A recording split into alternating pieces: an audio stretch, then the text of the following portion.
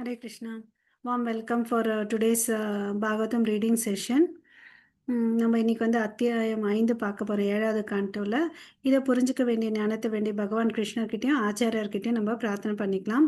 ஓம் நமோ பகவதே வாசுதேவாய. ஓம் நமோ பகவதே வாசுதேவாய. ஓம் நமோ பகவதே வாசுதேவாய. ॐ नमो भगवते वासुदेवाय। ॐ अज्ञानतिमिरन्दस्य ज्ञानागंशलाकया चक्षुरुन्मिलितं येन तस्मै श्रीगुरवे नमः। श्रीचैतन्यमनोभीष्टं स्थापितं येन भूतले स्वयं रूप कदा मह्यं ददाति स्वपदान्तिकं वन्देऽहं श्रीगुरो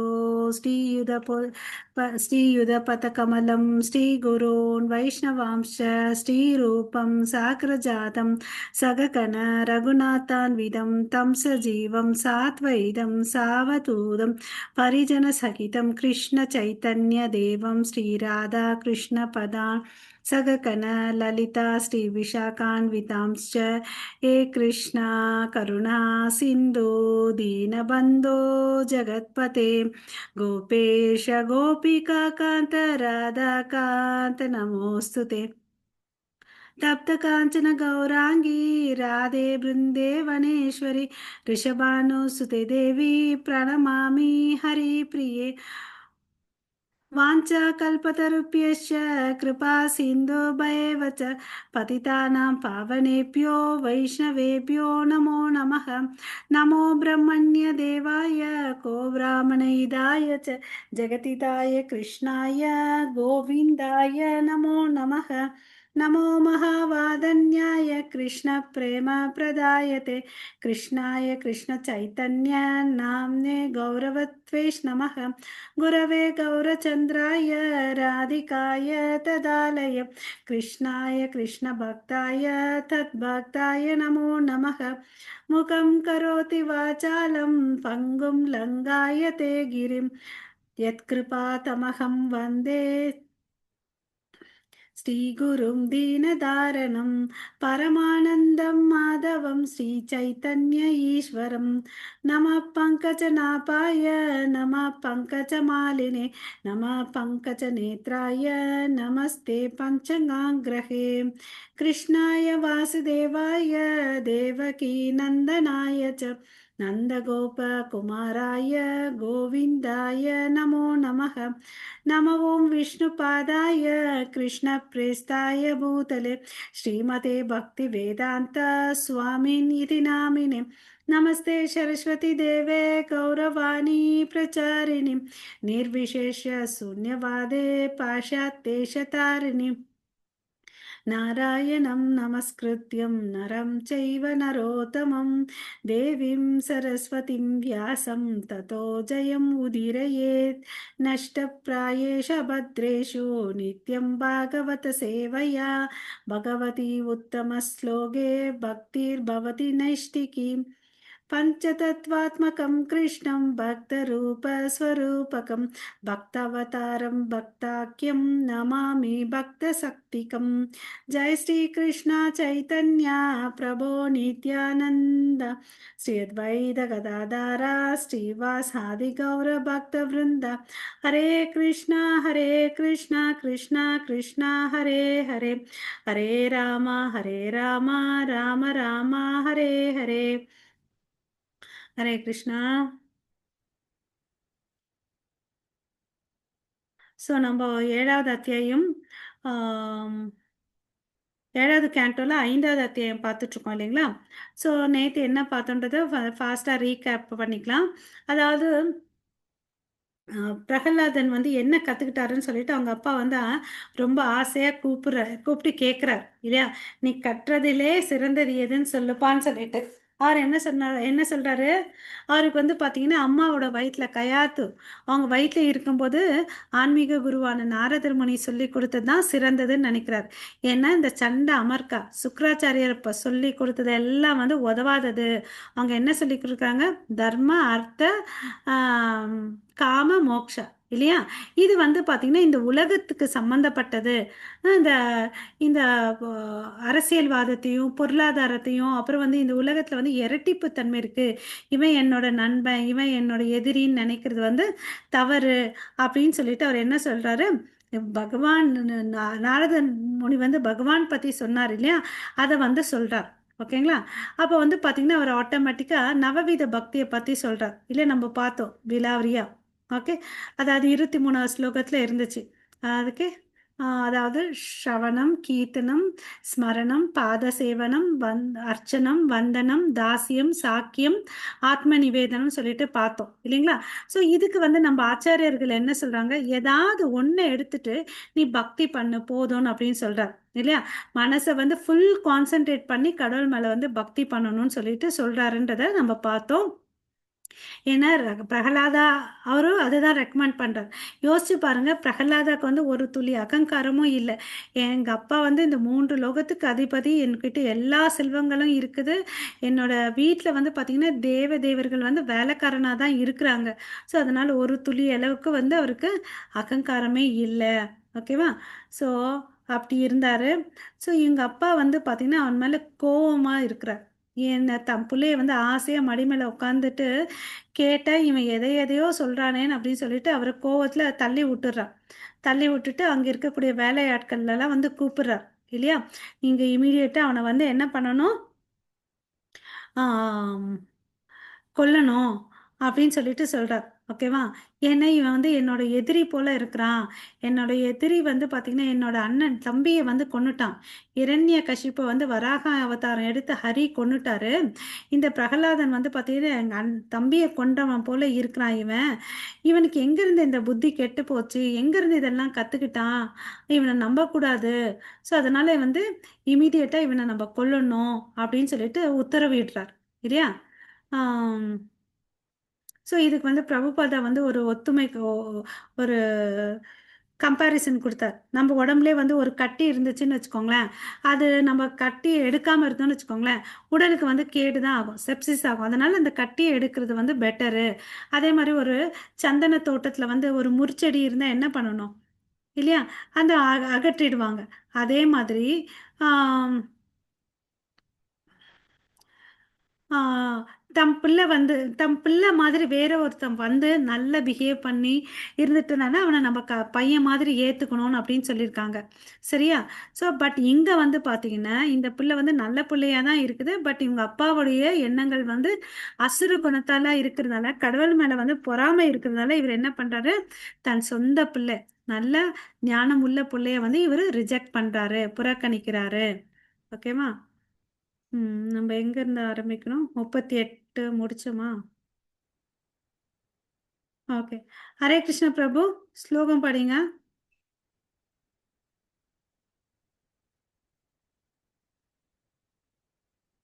ஹரே கிருஷ்ணா மாதாஜி. ஸ்லோகம் என்ன எத்தனையாவது படிக்கணும் மாதாஜி? 38 சார். நேத்து 38 பார்த்தோமா, எனக்கு ஞாபகம் சரியா வரமாட்டேங்குது. 5ல 38. 38 முடிச்சோம்னு நினைக்கிறேன் இல்லைங்களா? தெரியல எனக்கு. இது 38 படிங்க. படிக்கிறேன் மாதாஜி. ஹரே கிருஷ்ணா.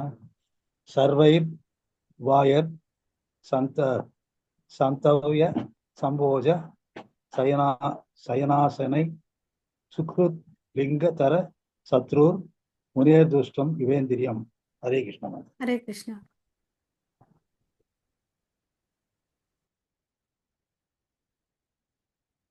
ஸோ என்ன சொல்றாங்கன்னு பார்த்தீங்கன்னா, இந்த பிரகலாதனை வந்து என்னால் கட்டுப்படுத்த முடியல. ஓகேவா? நான் சொல்ற பேச்சு அவன் கேட்க மாட்டேன்றாரு. அவரும் வந்து அவருடைய வார்த்தையில தான் பிடிவாதமா இருக்காரு. அவர் வந்து பார்த்தீங்கன்னா, அவங்க அப்பாவுக்கு வந்து சொல்ற பேச்சை கேட்க மாட்டேன்றாரு. பட் வந்து நேற்று பார்த்தோம். பட் ரெஸ்பெக்டாகவும் ஒபீடியண்ட்டாகவும் இருக்கிறாருன்னு பார்த்தோம்.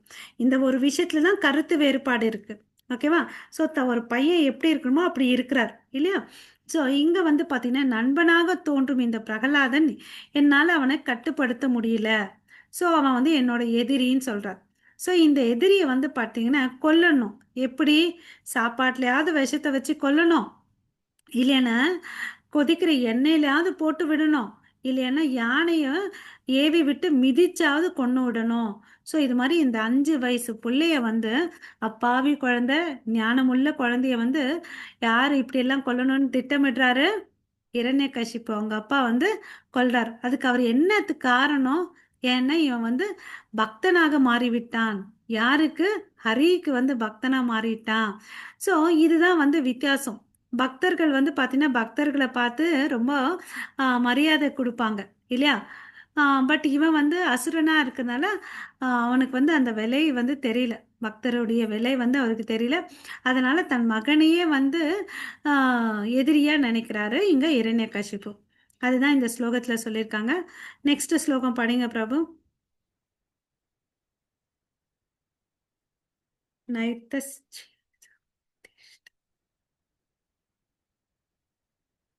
ஹரே கிருஷ்ண மாதாஜி. ஹரே கிருஷ்ண பிரபு. படிட்டுங்களா? படிங்க. நைத்தஸ் நீங்களே படிங்க.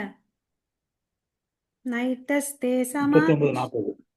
ம் நைரு நைருதாஸ் தே சமாதிஷ்டா பார்த்தாவை சூல பானாய திம்ம சமஸ்டர் கராலயாயஸ் தாமிர சம்ஸ்ரு சிரோருதா நதந்தோ வைரவம் நாதம் சிந்தி பிந்தீதி பாதினः ஆசீனம் சாகனா சூலை பிரக்ராதம் பிரக்ராதம் சர்வ மர்மசி. ஹரே கிருஷ்ணன்.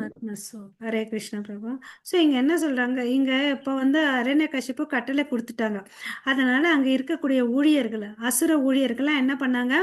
அந்த ராட்சசர்கள்லாம் எடுத்துட்டு போயிட்டாங்க. பிரகலாதனை தூக்கிட்டு போயிட்டாங்க. தன் கையில இருக்க திரிசூலத்துல வச்சு அவங்கள வந்து தாக்குறாரு. ஓகேவா? அவங்கள பார்க்கறதுக்கே வந்து கொடுமையா இருக்கு. அவங்கெல்லாம் எப்படி பயம், அவங்க முகத்தை பார்த்தாவே ரொம்ப பயங்கரமா இருக்கு.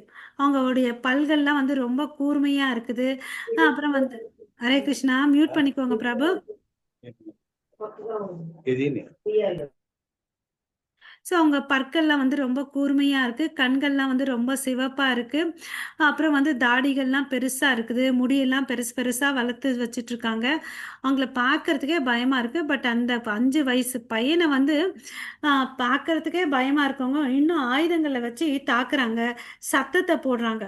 ஒரு மாதிரி நான் உன்னை வந்து குத்துவேன், உன்னை கொன்னுடுவேன் அப்படிலாம் வந்து சத்தம் போடுறாங்க. அவனை வந்து துண்டு பண்ணிடணும், சாகடிக்கணும்னு சொல்லிட்டு இது மாதிரி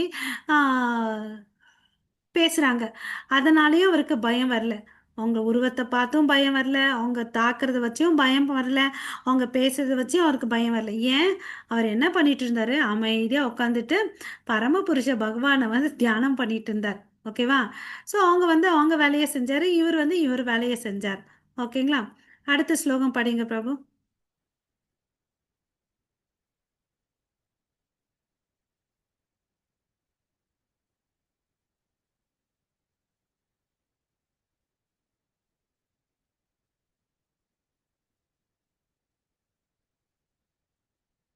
மாதாஜி யாராவது படிக்கிறீங்களா? ஹரே கிருஷ்ணா. ஹரே ஹரே கிருஷ்ணா.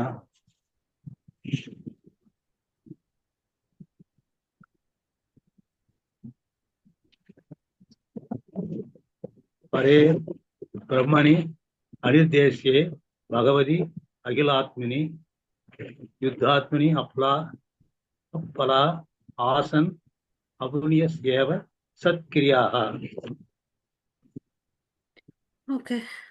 ஸோ இவங்க வந்து இவங்க எல்லாம் இப்படி தாக்குறாங்க இல்லையா? பிரகலாதன் என்ன பண்ணிட்டு இருக்கான்? அமைதியாக உட்காந்துட்டு இருக்கான். ஓகேவா? ஸோ இங்கே என்ன பண்ணாலும் அவனுக்கு ஒரு தாக்கமும் ஏற்படுத்தவே இல்லை. இந்த சென்டென்ஸ் பாருங்க. அசுரனின் ஆயுதங்கள் பிரகலாத மகாராஜா மீது எந்த தாக்கத்தையும் ஏற்படுத்தவில்லை. ஓகேவா? இது நல்லா நம்ம புரிஞ்சுக்கணும். ஓகே. ஸோ இப்போ வந்து அவர் ஏன் அப்படி இருக்காரு? ஏன் அவரை வந்து எதுவும் தாக்கலை? ஏன்னா அவர் என்ன பண்ணிட்டு இருந்தாரு? தன்னுடைய மனசை வந்து முழுமையாக கடவுள் மேலே வந்து தியானம் பண்ணிட்டு இருந்தாரு. ஓகேவா? ஸோ எந்த ஒரு பக்தன் வந்து பிறராம வந்து கடவுள் மேலே வந்து தியானம் பண்ணுறோனோ அவரை வந்து கடவுள் வந்து காப்பாற்றுவார். ஓகேவா? அப்படியேப்பட்ட கடவுள் வந்து மாறாதவர், ஜட புலன்களால் உணர முடியாதவர், முழு முழு பிரபஞ்சத்தின் ஆன்மாவாக இருப்பவர். ஓகேவா? ஸோ அப்படியேப்பட்ட பரமபுருஷ பகவானை இவர் வந்து தியானம் பண்ணிட்டு இருக்காரு. ஓகேங்களா? ஸோ அந்த அளவுக்கு கான்சென்ட்ரேட்டடா டெடிகேட்டடா வந்து தியானம் பண்றார். ஓகேவா? பிரகலாத மகாராஜா ஆஹ் கொல்றதுக்கு வந்து நிறைய அட்டெம்ப்ட் பண்றாங்க இவங்க. பிரபு நீங்க மியூட் பண்ணிக்கிறீங்களா? ஹரே கிருஷ்ணா. ஓகே. ஸ்லோகம் வாசிச்சுட்டு நீங்க மியூட் பண்ணிக்கோங்க பிரபு ப்ளீஸ். உங்க வீட்ல பேசுறதெல்லாம் கேக்குது. ஸோ நிறைய முறை வந்து இவங்க வந்து பாத்தீங்கன்னா அவரை கொல்றதுக்கு வந்து ட்ரை பண்றாங்க. பட் எல்லாமே வந்து பாத்தீங்கன்னா ஃபெயிலியர் தான் ஆகுது. ஓகே. ஸோ இதனால வந்து இந்த இடத்துல வந்து சில கடவுளுக்கு வந்து ஒரு சில ஸ்பெசிஃபிக் வேர்ட்ஸ் யூஸ் பண்றாங்க. அதை நம்ம பார்க்கலாம் இந்த பொருள் பொருளுரையில. ஸோ இப்போ பிரகலாதா வந்து என்ன பண்ணிட்டு இருக்காரு, பரமபுருஷ பகவானின் சிந்தனையில வந்து முழுமையா ஈடுபட்டுட்டு இருக்கார் தானே. அதனால வந்து பார்த்தீங்கன்னா கோவிந்த பரிரம்பிதக அப்படின்னு சொல்றாங்க கடவுளை. பிரகலாத வந்து தியானம் பண்றதுனால கோவிந்தன் வந்து காப்பாத்துறாரு அவரை. ஓகே. தனது தந்தை அல்லது தாயின் மடியில் இருக்கும் ஒரு சிறு குழந்தை வந்து பார்த்தீங்கன்னா ரொம்ப ஃபுல்லா பாதுகாப்பாக தான் இருக்கும். அது மாதிரி தான் ஒரு பக்தன். ஏன்னா கடவுளை நமக்கு தெரியும் பக்த வச்சலான்னு சொல்றோம் இல்லைங்களா? ஸோ பக்தனுக்கோசம் என்ன வேணாலும் பண்ணுவார். ஸோ யார் என்ன தாக்குனாலும் வந்து பார்த்தீங்கன்னா அந்த எண்ணெய் கொதிக்கிற எண்ணெய் பாத்திரத்தில் போட்டால் கூட அவருக்கு ஒன்றுமே ஆகிறதில்ல. ஏன்னா கடவுள் காப்பாத்துறார். மலை உச்சியிலேருந்து தள்ளி விடுறாங்க, அப்பயும் ஒன்றும் ஆகிறதில்ல. பாம்புகள் நிறைந்த ஒரு அறையில் போட்டு விடுறாங்க, விஷ ஜந்துக்கள் இருக்கக்கூடிய அறையில் போட்டு விடுறாங்க, அப்பயும் அவருக்கு ஒன்றும் ஆகுதில்லை. அவங்க அத்தை வந்து பார்த்தீங்கன்னா நெருப்பில் வந்து வேகவே மாட்டாங்க. அவங்க அத்தைக்கு ஒரு வரம் அது, ஹோலிகான்னு சொல்லிட்டு அவங்க பெயர். அவங்க சாப்பாடில் வந்து விஷம் வைக்கிறாங்க, அதுவும் ஒன்றும் ஆகுறதில்ல. சரி நான் வந்து உன்னோட பையனை வந்து என் மடியில் வச்சுட்டு நான் நெருப்பு குழியில் போகிறேன், அப்போ வந்து நான் திரும்பி வந்துடுவேன் எப்பயும் போலுமே.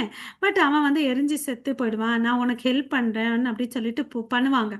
அப்போ என்ன ஆச்சுன்னு பார்த்தீங்கன்னா யூஸ்வலாக அந்த அம்மா ஹோலிகாவுக்கு வந்து நெருப்பு ஒன்றும் பண்ணாது.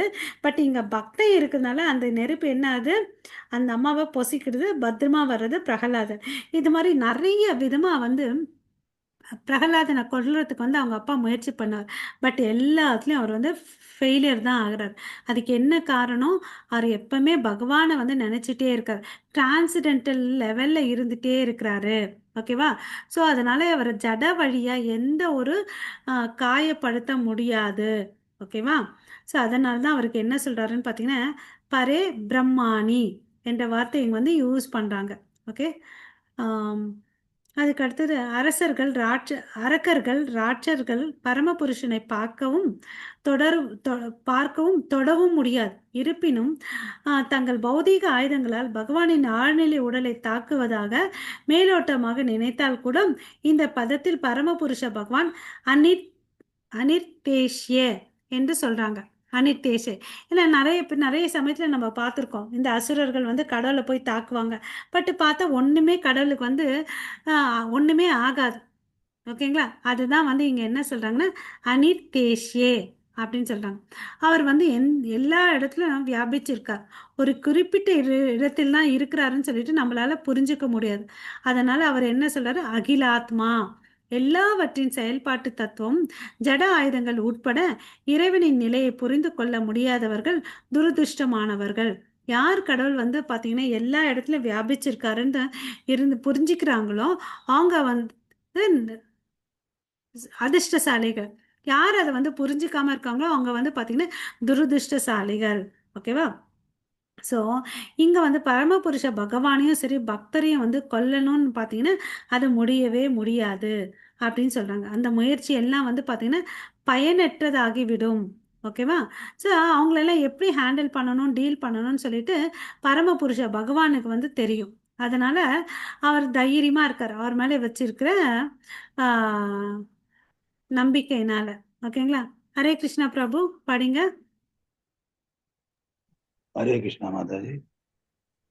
प्र प्र प्रयासे भगदे तस्मिन् तैत्रेन्द्र परिसंगितः सगेरतत् पदोपायान् निर्बन्धेन युधिष्ठिरः। ஓகே. ஸோ நம்ம லாஸ்ட் ஸ்லோகத்தில் 2 வேர்டு மனசில் ஞாபகம் வச்சுக்கணும், அனிர்தேஷ்ய அகில ஆத்மா.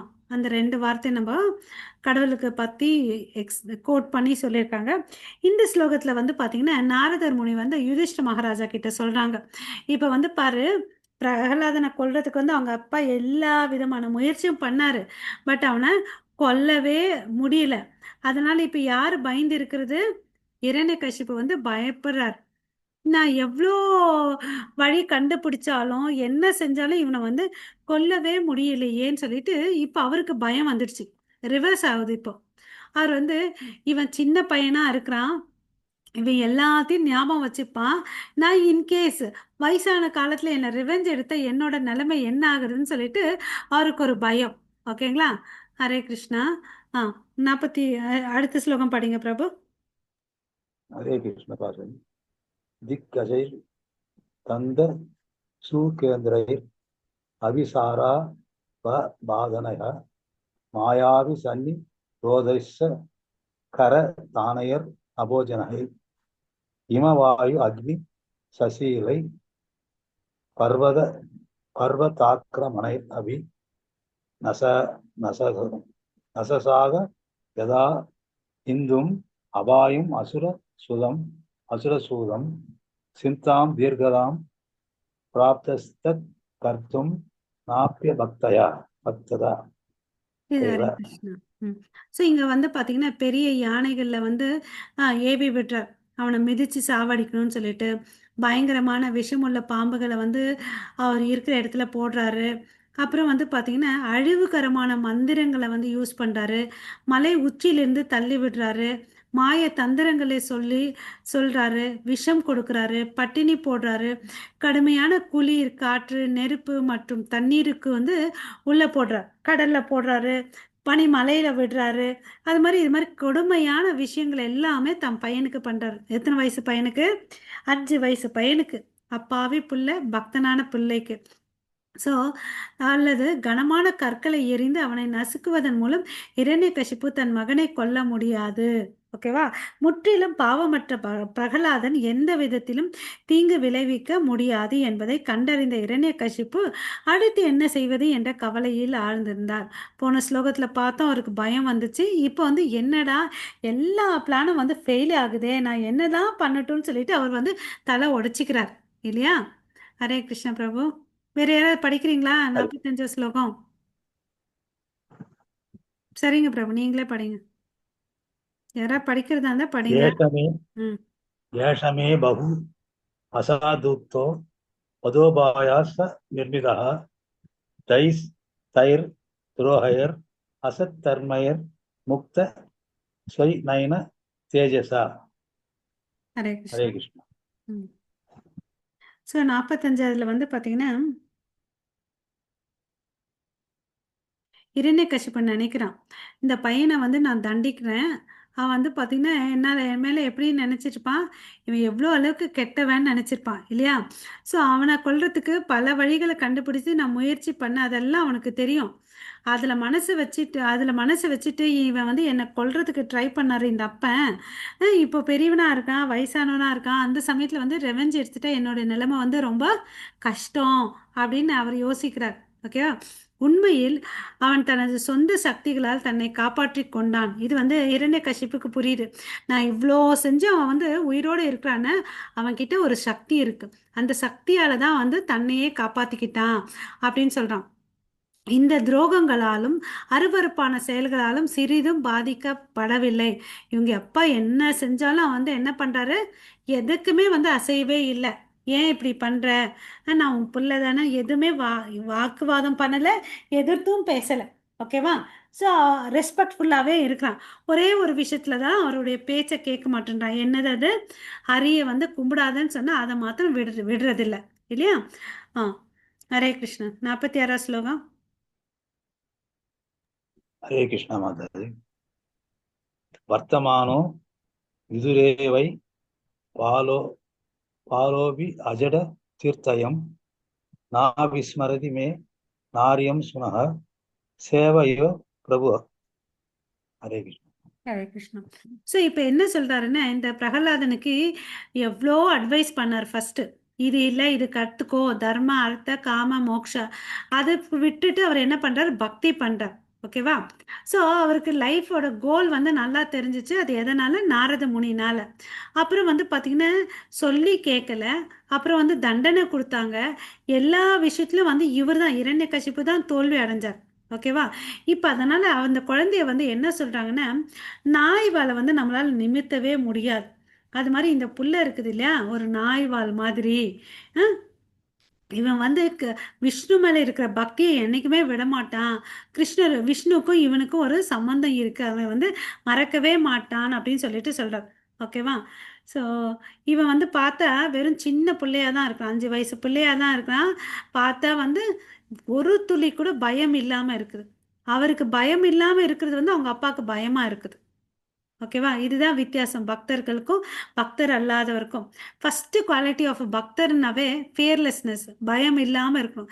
ஏன்னா எது நடந்தாலும் எது அது வந்து கடவுளுடைய அனுகிரகத்தால் தான் என் வாழ்க்கையில் நடக்கும். அவர் அனுமதித்தால் தான் என் வாழ்க்கையில் இது நடக்கும். கஷ்டமோ துக்கமோ அது அவர் அமைச்சிருக்காரு, அதனால என் வாழ்க்கையில் இது நடக்குது. அந்த மனோபாவையில் வந்து பக்தர் இருப்பார். இதை வந்து உதாரணமாக நம்ம சிவ வந்து எவ்வளோ செஞ்சாலும் பிரகலாதன் அமைதியாக இருக்கார் இல்லையா? பக்தி பண்ணாமல் இருக்கார். நம்மெல்லாம் வந்து ஒரு நாள் 2 நாள் சாப்பாடு கொடுக்கலன்னு வச்சுக்கோங்களேன், ஒரு வேளைக்கே சாப்பாடு கொடுக்கலன்னா நம்ம என்ன பண்ணுவோம்? டக்குன்னு மாறிடுவோம் இல்லையா? ஸோ இங்கே பொருளில் வந்து பிரபுபாதா என்ன சொல்கிறான்னு பார்க்கலாம். ஷூன என்ற சொல்லுக்கு வந்து பார்த்திங்கன்னா நாய், நாயின் பொருள். ஷெப்பா என்ன வால், நாயின் வால். எப்படி வந்து ஒரு நாய் வாழை வந்து அதே தான் சொல்லியிருக்காங்க. ஓகேவா? வளைக்கவே முடியாது. அது மாதிரி தான் இந்த பிரகலாதன் அப்படின்னு சொல்கிறார். இங்கே வந்து ஒரு ஸ்டோரி சொல்லியிருக்காங்க, அது எனக்கு புரியல, நான் ரெஃபர் பண்ணவே இல்லை. அதாவது ஹரிச்சந்திரனுக்கு ஒருத்தரை வந்து வித்துடுறாங்க. அது யாருன்னு பார்த்தீங்கன்னா அஜிகர்த்திரன், 2வது மகனின் பெயரும் கூட. அவர் ஹரிச்சந்திரனுக்கு விற்கப்படுகிறார். ஆனால் பின்னர் அவர் ஹரிச்சந்திரனின் எதிரியான விஸ்வாமித்திரனிடம் அடைக்கலம் புகுந்தார். மேலும் அவர் ஒருபோதும் தனது பக்கத்தை விட்டு வெளியேறவே இல்லை. இது எனக்கு தெரியல, உங்களுக்கு யாருக்காவது தெரிஞ்ச சொல்லுங்க, நான் நாளைக்கு வேணா நான் ரெஃபர் பண்றேன். இந்த 47 ஸ்லோகம் படிங்க. ஹரே கிருஷ்ணா மாதாஜி. ம். அப்புறமே யானு பாவோயம் அவுதசித் வயோபர்மரः நூனம் ஏதத் விரோதேன மிருத்யுர்மே பவிதான வா ஹரே கிருஷ்ணா. ஹரே கிருஷ்ணா. இது என்னன்னு இப்போ கூகுளில் பார்க்குறேன்.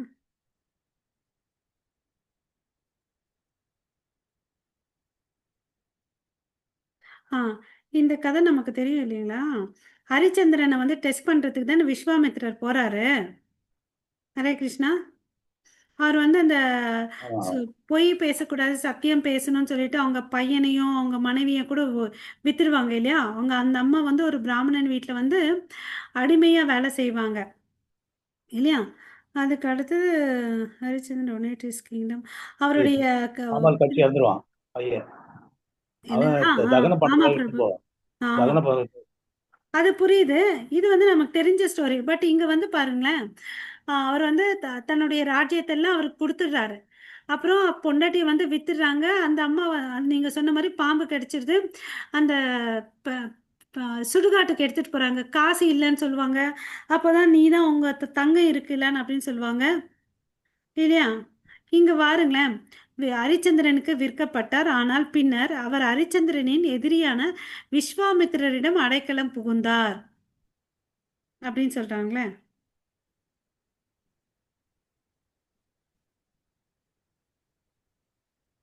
அங்கதான் அவன் அந்த சுடுகாட்டுல வேலையா இருக்கிறான் மாதாஜி. அவர் அதுக்கு வந்து அவங்க ஏற்பாடுல தான் அவன் செய்யறான். அந்த வேலை தான் செய்வாரு. அந்த பையன் வந்து விஸ்வாமித்திரத்தை அடைக்கலம் புகுறாருன்னு எப்படி சொல்றாங்க? ஆ அது புரியல மாதாஜி. ஆ, எனக்கு இது தெரியல. ஆங்கிலத்துல என்ன கொடுத்துறான் பாருங்க மாதாஜி. எனக்கு ஆங்கிலத்துல என்ன இருக்கு பாருங்க. ஆ ஆங்கிலத்துல என்ன இருக்கு பாருங்க. இதே தான் இருக்கு. நான் ஃபர்ஸ்ட் இங்கிலீஷ்ல படிச்சு இதே எடுத்து வச்சிருந்தேன். ஓகே. ஹரிச்சந்திர டிஸ்கஸ்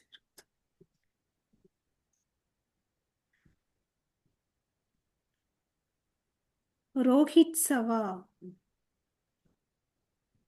ஸோ இது நான் நாளைக்கு பார்த்து சொல்றேன் பிரபு. ஆஹ் இது என்னன்னு தெரியல. நம்ம 47வது ஸ்லோகத்துக்கு போகலாம். ஸோ இந்த பையனின் பலம் வந்து அவங்க அப்பா சொல்றாரு, வரம்பற்றது. என்னால வந்து இதை உணர முடியுது, பார்க்க முடியுதுன்னு சொல்லிட்டு இரண்யகசிப்பு சொல்றார். ஏனென்றால் அவன் என்னுடைய எந்த தண்டனைக்கும் வந்து பயப்படவே இல்லை. அப்புறம் வந்து அவன் அழியாதவனாக இருக்கிறான். ஆகையால் அவன் மீதான என் பகைமையால் நான் இறந்து விடுவேன், அல்லது இது நடக்காமல் போகலாம்.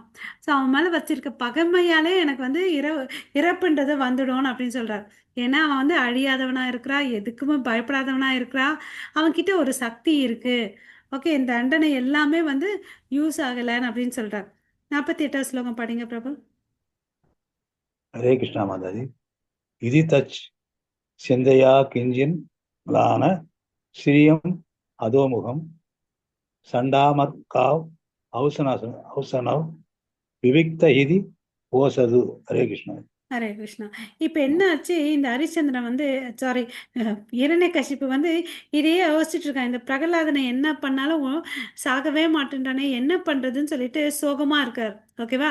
அதனால அவருடைய உடலில் இருக்கக்கூடிய பிரகாசம் எல்லாம் போயிடுது, முகம் வந்து வாடி இருக்குது.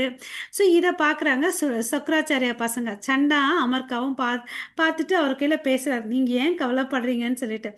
அடுத்த ஸ்லோகம் படிங்க. हरे कृष्णा माता जी। जिदं त्वैकेन जगत्त्रयं प्रभोर् विजृम्भण त्रस्त समस्त दृश्यन्य बम नातस्य चिन्तयं तव नाद सश्वे हुए नावै शिशूनां पुन दोषयो पदम। ஹரே கிருஷ்ண பிரபு. ஸோ இங்கே வந்து பார்த்தீங்கன்னா, நீங்கள் ஏன் கவலைப்படுறீங்க, அந்த சண்டை அமர்க்கா சொல்கிறாங்க. நீங்கள் புருவத்தை அசைஞ்சா வந்து பார்த்தீங்கன்னா எல்லாருமே பயப்படுறாங்க. வேறு வேறு கிரகத்தில் இருக்கவங்க எல்லாம் வந்து பயப்படுறாங்க, நடிங்க உங்ககிட்ட வேலை செய்கிறாங்க. நீங்கள் வந்து பார்த்தீங்கன்னா எந்த ஒரு உதவியும் இல்லாமல் இந்த 3 உலகத்தை வந்து வென்றுட்டீங்க. நீங்கள் போய் ஏன் இவ்வளோ அளவுக்கு சோகமாக இருக்கீங்க, பதத்தோடு இருக்கீங்க அப்படின்னு சொல்லிட்டு கேட்குறாங்க. நாங்கள் இதுவரையும் உங்களை இப்படி பார்த்ததே இல்லை. பிரகலாதனை பொறுத்தவரையும் பார்த்தீங்கன்னா அவன் ஒரு சின்ன குழந்தை தாங்க. அவனை வச்சு நீங்கள் ஒரு இவ்வளோ அளவுக்கு பதற்றம் ஆக வேண்டிய அவசியமே இல்லை அப்படின்னு சொல்கிறார். ஓகே, பதற்றத்திற்கு ஒரு காரணமாக இருக்க முடியாது.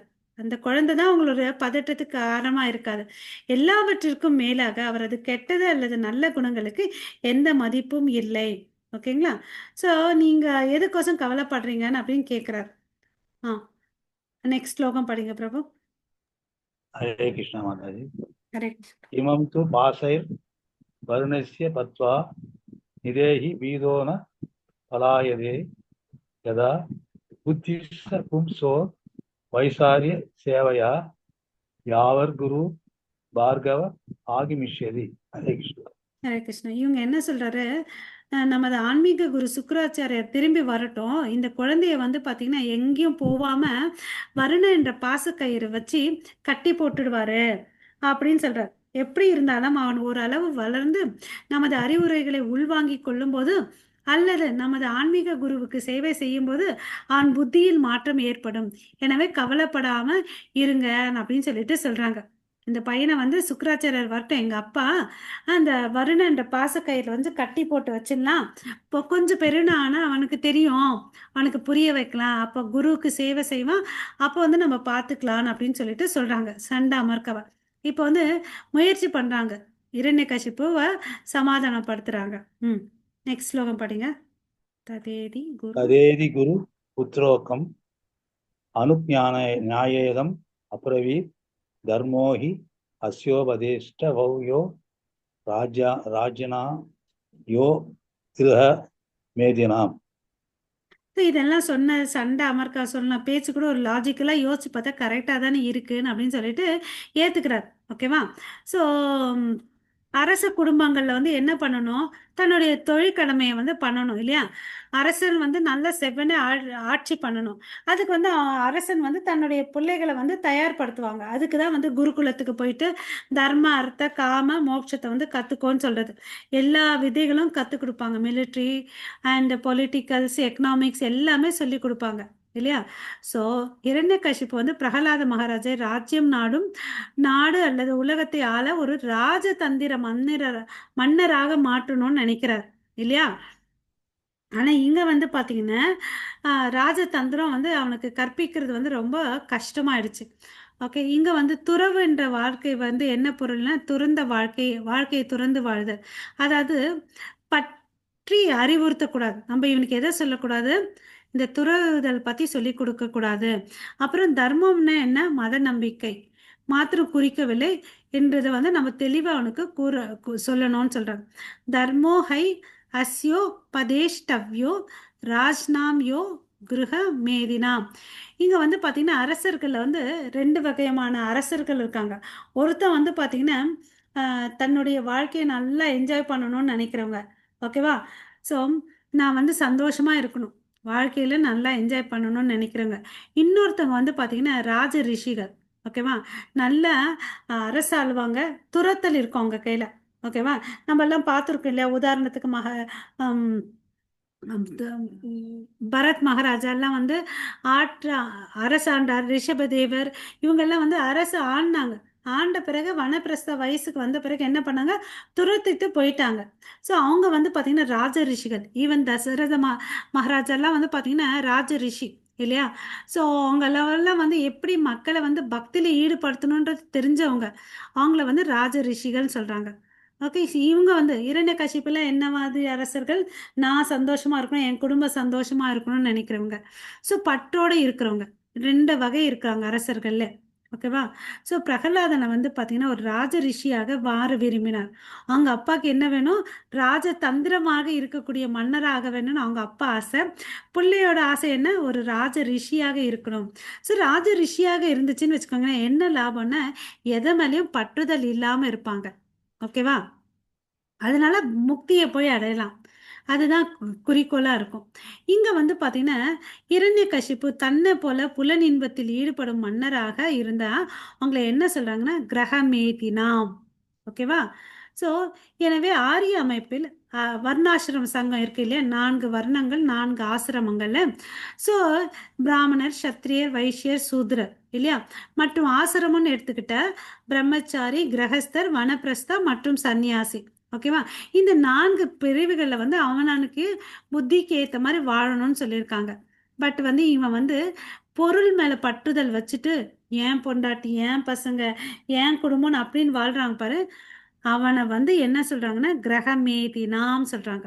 அவ்வளோ அளவுக்கு பற்றுதல் நம்ம வச்சிருக்க கூடாது. ஓகேவா? ஸோ பக்தி தொண்டால் சுத்தரிக்கப்பட்ட ஒரு பக்தர் எப்போதும் உலகில் குணங்களுக்கு மேலாக ஒரு ஆழ்நிலை நிலையில் இருப்பார். அதுதான் வந்து பிரகலாதர் செஞ்சுட்டு இருக்கார் இல்லையா? ஆழ்நிலையில உட்கார்ந்துட்டு இருக்கார், டிரான்சிடென்டல் ஸ்டேஜ்ல இருக்கார். அதனால அவங்க அப்பா செய்யறது எதையுமே அவனுக்கு பாதிப்பே இல்லை. ஓகேவா? பிரகலாதனை இவ்வுலக பட்டுதலிலே வைத்திருக்க விரும்பினார். ஓகேவா? அவங்க அப்பா இந்த உலகத்துல பட்டுதல் வச்சாதான் அவன் வந்து அரசன் ஆக முடியும். இப்படி இருந்து அவனால வந்து பண்ணவே முடியாது. பட் வந்து பாத்தீங்கன்னா பிரகலாதன் வந்து இந்த ஜடையருக்கு அப்பாற்பட்ட குணங்களை வச்சிருந்தாரு. ஓகேங்களா? யார் ஒருத்தவங்க வந்து இந்த ஜடையற்கையின் கட்டுப்பாட்டில் இருக்கிறாங்களோ அவங்க வந்து பார்த்தீங்கன்னா தொழில் கடமை அத்தகைய கட்டுப்பாடின் கீழ் இல்லாத ஒருவரின் கடமையிலிருந்து வேறுபட்டதுன்னு சொல்லிட்டு சொல்றாங்க. ஓகேயா? ஸோ ஒரு உண்மையான தர்மம் அல்லது தொழில் கடமை வந்து பாகவதம்ல என்ன சொல்றது, தர்மம் து சாஷத் பகவத் பிற நீத்தம் அப்படின்னு சொல்றாங்க. தர்மராஜா அல்லது யமராஜா எல்லாம் வந்து பாத்தீங்கன்னா தாங்களுக்கு விவரித்தபடி ஒரு உயிரினம் ஒரு ஆன்மீக அடையாளம். எனவே அவரது தொழிற்கடமையும் ஆன்மீகமாகும். ஸோ நம்ம எல்லாம் வந்து யாருன்னு கேட்ட ஆத்மா. ஸோ நம்மளுடைய தொழில் என்ன, உயர்ந்த தர்மம். எல்லாருக்குமே வந்து தர்மம் என்ற வார்த்தைக்கு வந்து பாத்தீங்கன்னா ரிலிஜியன் இல்லையா, நம்ம ஹையஸ்ட் ஆக்குபேஷனல் டியூட்டி என்னன்னு பார்த்தீங்கன்னா பக்தி பண்ணுறது தான். ஸோ எல்லாருமே ஆன்மீக லெவலில் யோசிச்சோன்னு வச்சுக்கோங்களேன், பௌதிக யோசிச்சோன்னா ஆத்மா. ஸோ நம்மளுடைய செயல்கள் என்ன, பக்தி பண்ணுறது.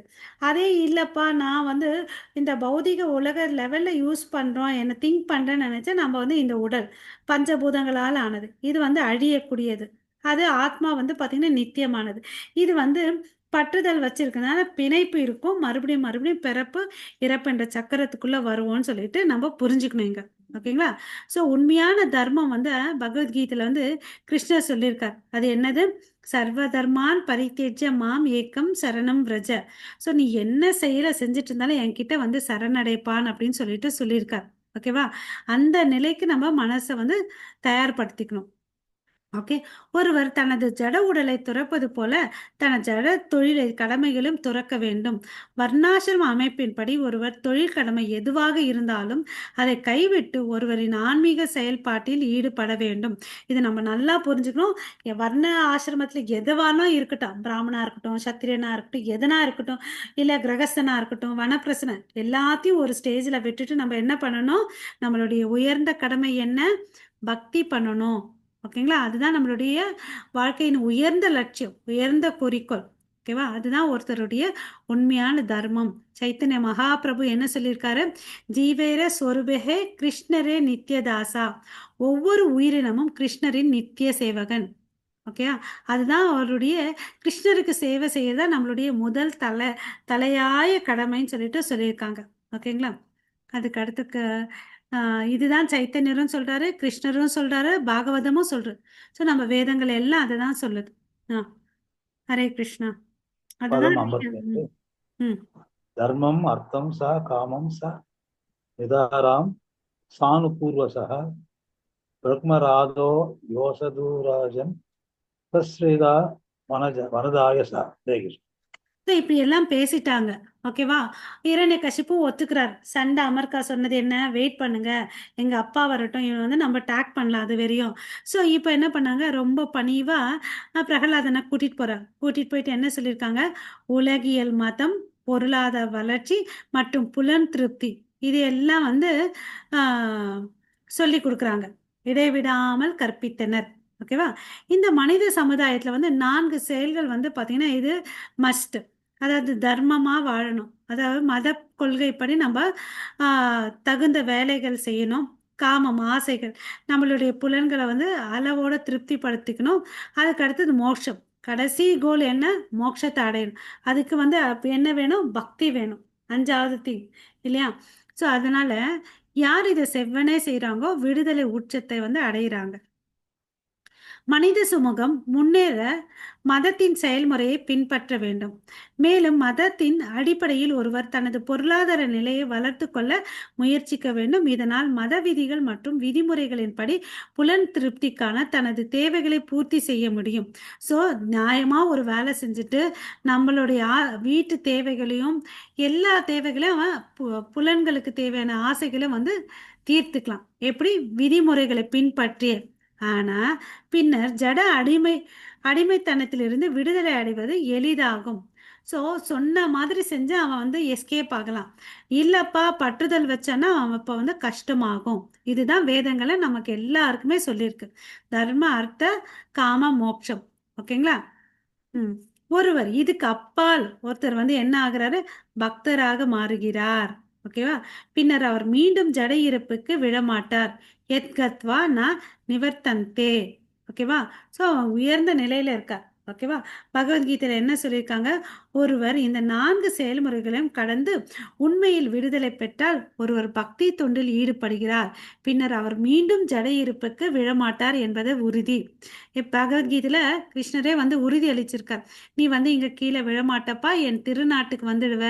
ஸோ என் திருநாட்டுக்கு வந்துட்டா இங்க விழ வேண்டிய அவசியமே இல்லை. அப்ப நமக்கு என்ன? மறுபடியும் மறுபடியும் பிறக்கணும்ன்ற அவசியமே இல்லாம போயிடுது. ஓகே. 53வது ஸ்லோகம் படிங்க. ஹரே கிருஷ்ணா மாதாஜி. ஹரே கிருஷ்ணா. யதாத்ரி வர்க்கம் குருபிர் ஆத்மனோ உபஷிதம் நாசாது மேனேதச் சிஷாம் துவந்த்வாரா மோபவ அந்நிதம். ஸோ இங்க வந்து என்ன பண்றாரு? பிரகலாதனுக்கு வந்து மறுபடியும் இந்த சண்டை அமர்க்கா வந்து மதம், அதாவது தர்ம அர்த்த காம மோட்சம், அதுல வந்து ஃபர்ஸ்ட் 3 சொல்லி கொடுக்குறாங்க. மதம், பொருளாதார மேம்பாடு, புலன் திருப்தியை வந்து இதை வந்து சொல்லி கொடுக்குறாங்க. ஓகேவா? பட் பிரகலாதன் என்ன பண்றான்? இந்த அறிவுரையெல்லாம் நீ என்னன்னா சொல்லிக்கோப்பா, இது எனக்கெல்லாம் பிடிக்கல, எனக்கு ஒத்து வராதுன்னு சொல்லிட்டு அதை கேட்கறதே இல்லை. ஓகேவா? ஏன்னா இந்த உலக விவகாரம் எப்படிப்பட்டதுன்னா இரட்டிப்பு.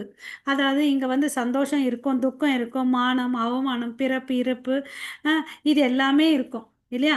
ஸோ இது எல்லாமே பொருள் முதல்வாத வாழ்க்கை. இதுல பிறப்பு, இறப்பு, முதுமை, மரணம் இருக்கு. இது வந்து வேண்டான்னு நினைக்கிறவரு பிரகலாதன் இல்லையா? ஸோ இது மாதிரி பார்த்தீங்கன்னா 99.9% மக்கள் வந்து என்ன பண்றாங்க, விடுதலை இல்ல ஆன்மீக கல்வியில் ஆர்வமற்றவர்கள். அப்ப வந்து பாத்தீங்கன்னா எத்தனை பேர் இன்ட்ரெஸ்டா இருக்காங்க? 0.1% தான் இன்ட்ரெஸ்டா இருக்காங்க இல்லைங்களா? ஸோ இவருக்கு ஏன் இந்த ஞானம் வந்துச்சு? நாரத முனியோட அருளால வந்து இவருக்கு கிடைச்சிச்சு. அதனால தான் வந்து நம்ம சாது சங்கம் வந்து ரொம்ப இம்பார்ட்டன்ட். ஓகேங்களா? ஸோ இறைவனின் பக்தர்கள் மட்டுமே ஆன்மீக வாழ்க்கையின் உண்மையான கல்வியில் ஆர்வமாக உள்ளனர். ஸோ இந்த மனுஷங்கள்லாம் என்னது ஆர்வமாக இல்லைன்றது இங்க நல்லா தெரிஞ்சுக்கலாம். ஓகேவா? பொருள் தளத்தில் இருந்து கொண்டே மதத்தின் கொள்கைகளை புரிந்து கொள்ள முடியாது. ஸோ ஒன்றை வேணும்னா ஒன்றை விடணும், இல்லைன்னா ரெண்டு வேணும்னா முடியாது. இல்லை ஆற்றுல ஒரு கால் சேத்துல கால் வச்சா ஒன்றும் முடியாது. ஸோ நம்ம மனசை பக்குவப்படுத்திக்கணும். அதுதான் வந்து ஸ்ரீமத் பாகவத்தில் வந்து சொல்லியிருக்காங்க. ஸ்வயம்பூர் நாரத சம்பு குமார கபிலோ மனு பிரகலாதோ ஜனகோ பீஷ்மோ பலீர் வை யாஷிகர் வயம். அதாவது இந்த 12 மகாஜன்கள் பேரை வந்து இங்க சொல்லியிருக்காங்க இல்லையா? இவங்களுடைய பாத சுவட்டை வந்து நம்ம பின்பற்றணும். யார் யாரு? பிரம்மா, நாரதர், சிவபெருமான், கபிலர், மனு, குமாரர்கள், பிரகலாத மகாராஜா, பீஷ்மர், ஜனகர், பலி மகாராஜா, சுகதேவ் கோசாமி, யமராஜா. இவங்க தான் 12 மகாஜன்கள். இவங்களுடைய அடிச்சுவடை பின்பற்றினா நமக்கு என்ன கிடைக்கும்? ஆன்மீக வாழ்க்கையில ஒரு ஆர்வம் வரும். ஸோ அப்போ இந்த 4 நிலையில மேல கடந்து போவோம். அதுதான் வந்து பிரகலாதனை வந்து ஃபாலோ பண்றார் இல்லையா? நாரதர் ஃபாலோ பண்ணாரு. நாரதருடைய பாத சுவட்டை பிரகலாத ஃபாலோ பண்ணாரு. பிரகலாத அவருடைய பாத சுவட்டை வந்து பிரபுபாதா ஃபாலோ பண்ணாரு.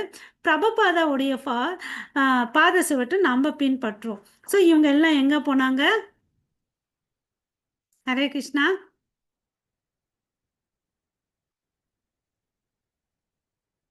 கடவுளோட லோகத்துக்கு போனாங்க இல்லையா? ஸோ அதுக்கு நம்ம தயார்படுத்திக்கலாம் நம்மள. ஓகேங்களா?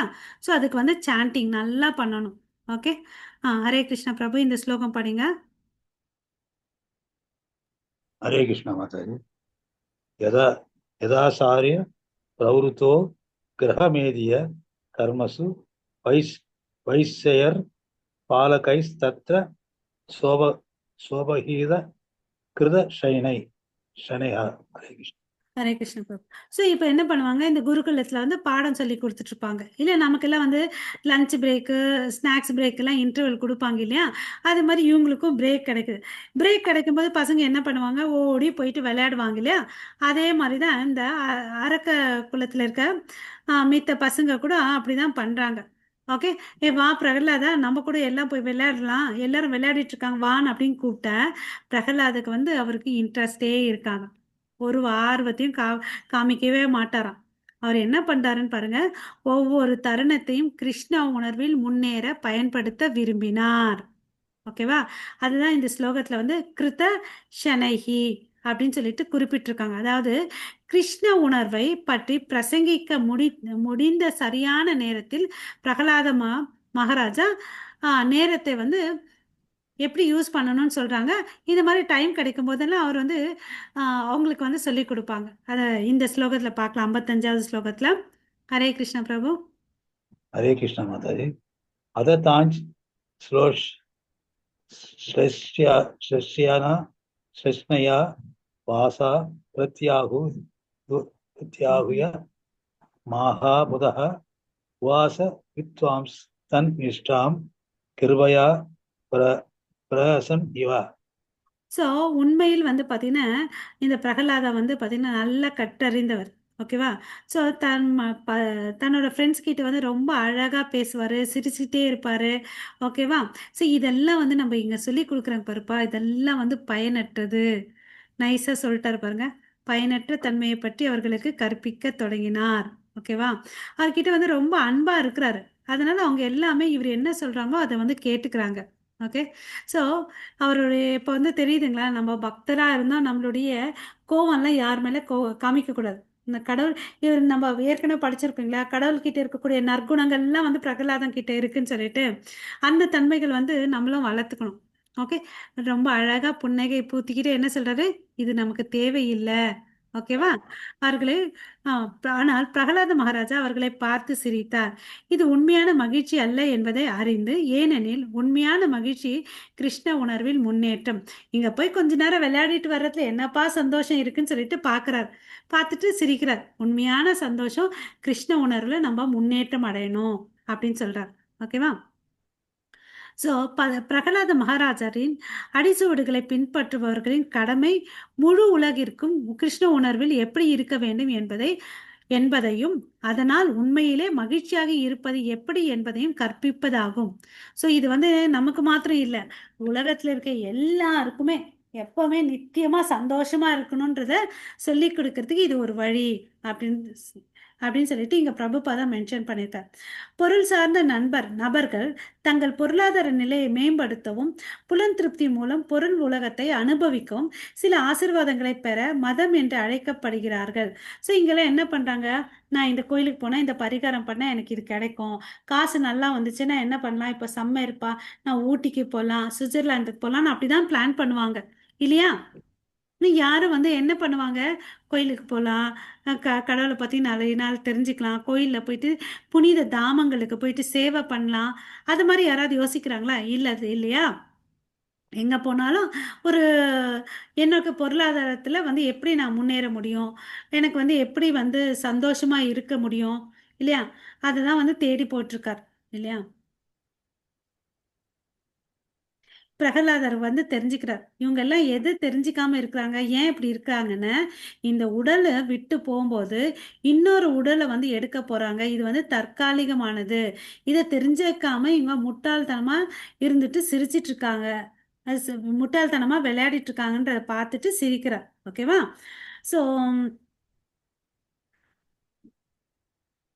இவங்களுக்கு இந்த இதுல வந்து முட்டாள்தனமா இருக்காங்க, அதனால இவங்களுக்கு என்ன இல்லை, இன்ட்ரெஸ்ட் இல்லை.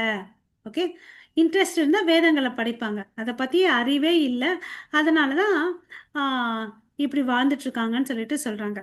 ஸோ நமக்கு வந்து என்ன ஆகணும், நித்திய வாழ்க்கையை நம்ம வாழணும். ஓகேவா? அறிவு மற்றும் பேரின்பம் நிறைந்த நித்திய வாழ்க்கைக்கு நம்ம உயர்த்திக்கணும். அதுதான் அவர் வந்து பிரகலாதன் நம்ம ஃப்ரெண்ட்ஸும் இந்த நிலைமைக்கு வரணும்னு நினைக்கிறார். ஓகேவா?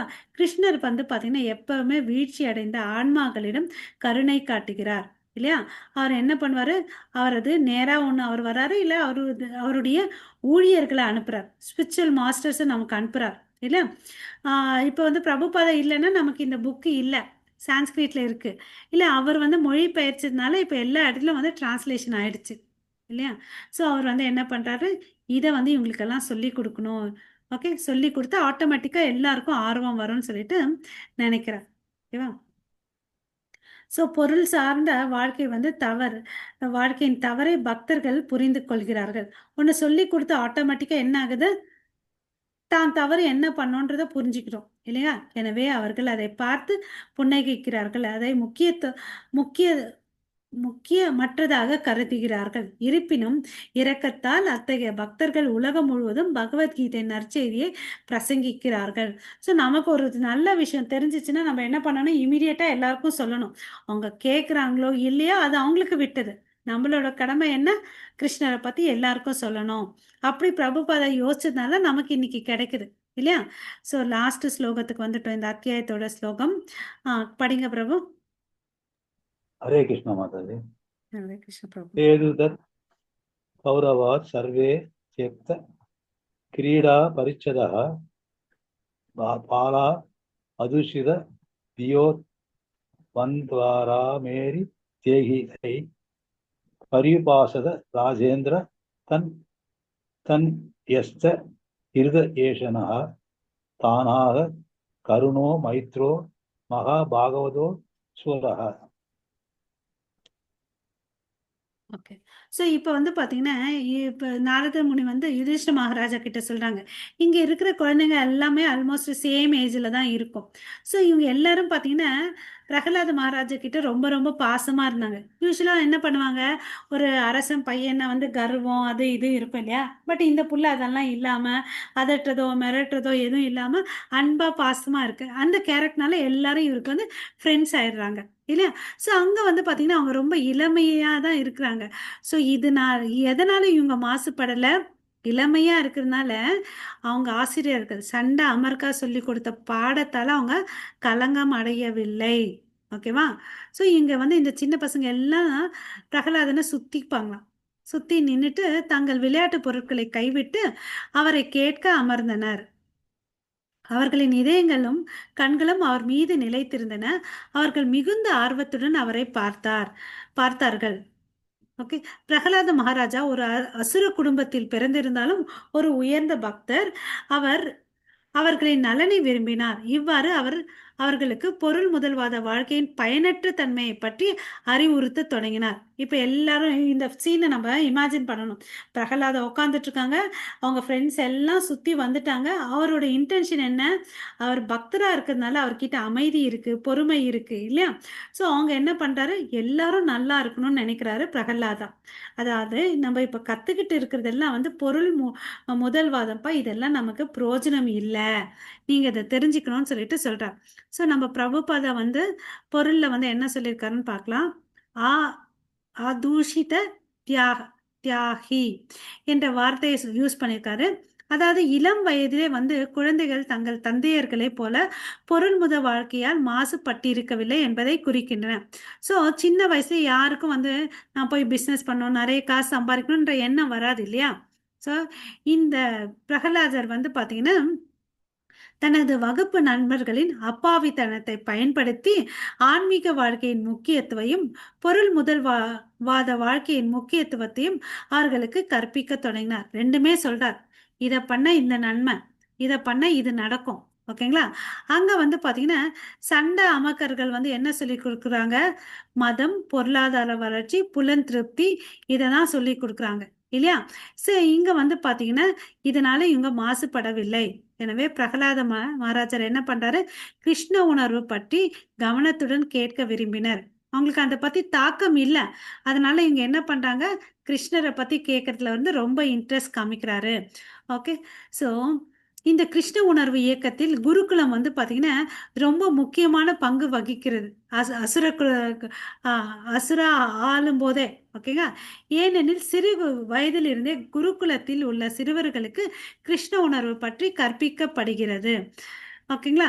சின்ன வயசு வந்து பாத்தீங்கன்னா இந்த மரம் இருக்கு இல்லையா, எப்படி வளைஞ்சாலும் வளையும். அது மாதிரி சின்ன குழந்தைங்களை வந்து நம்ம மோல்ட் பண்றது வந்து ஈஸி. பெரியவங்களுக்கு சொல்லி கொடுக்கறது தான் ரொம்ப கஷ்டம். ஏன்னா நிறைய குதர்க்கமான கேள்விகள்லாம் கேட்பாங்க. அப்புறம் அவங்க மனசுல தான் கரெக்டுன்னு ஒரு எண்ணம் வரும். எப்ப வரையும் பார்த்தீங்கன்னா வேதங்களை வந்து சரியான விதத்துல அவங்களுக்கு ஒரு புரிதல் வர்ற வரையும் அவங்க அப்படிதான் இருப்பாங்க. வந்துடுச்சுன்னா வந்து அதை ஏத்துப்பாங்க இல்லைங்களா? ஸோ மேலும் அவர்கள் முதிர்ச்சி அடையும் போது ஜட இயற்கையின் குணங்களால் வெல்லப்படுவதற்கான சாத்தியக்கூறு மிக மிக குறைவுன்னு சொல்றாங்க. ஸோ இங்க பொருளாதாரத்தெல்லாம் படிச்சுட்டு போனாங்கன்னு வச்சுக்கோங்களேன், புலன் இன்பத்து மேல பற்றுதல் வந்துடும். அதனால அவங்க 3 குணங்களை வந்து கடக்கிறது வந்து கஷ்டம் அப்படின்னு சொல்றாங்க. ஓகேவா? இங்க வந்து நம்மளுடைய ஸ்ரீமத் பாகவத்தின் 7வது காண்டம் 5வது அத்தியாயத்தின் பக்தி வேதாந்த நோக்கங்கள், பிரகலாத மகாராஜா இரண்யகசிபுவின் துறவி மகன், தட் இஸ் செயின்ட்லி சன் என்ற தலைப்பீடு இவ்வாறு முடிகிறது. உங்கள் அனைவருக்கும் மிக்க நன்றி. வாஞ்சா கல்பதருப்பேஷ கிருபா சிந்து பயவச்ச பதிதானாம் பாவனேபியோ வைஷ்ணவேபியோ நமோ நமக. அனந்த கோடி வைஷ்ணவ பிருந்த की जय. नामाचार्य हरिदास ठाकुर की जय. जगत गुरु श्रील प्रभुपाद की जय. निताय गौर प्रेमानंदे हरि हरि